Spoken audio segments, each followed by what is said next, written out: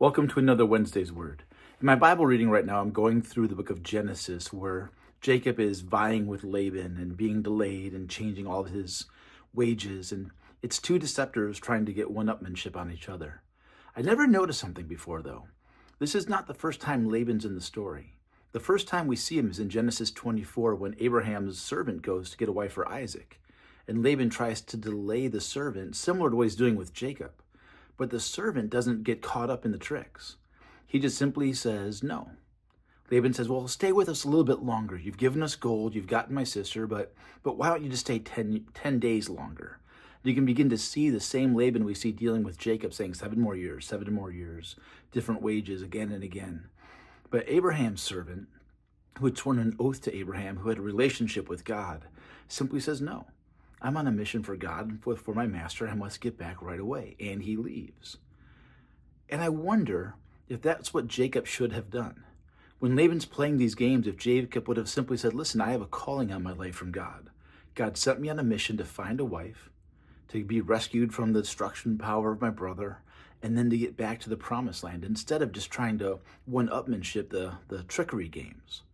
I'm seeing that so many times our lives are made so much more complicated because we get caught up in these lives of deception.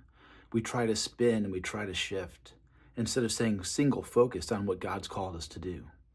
I know that we can trouble our own trouble because we make our trouble worse, because we get so caught up in all the drama and all the intrigue instead of simply stepping back and saying, wait a second, in this situation, what has God called me to do?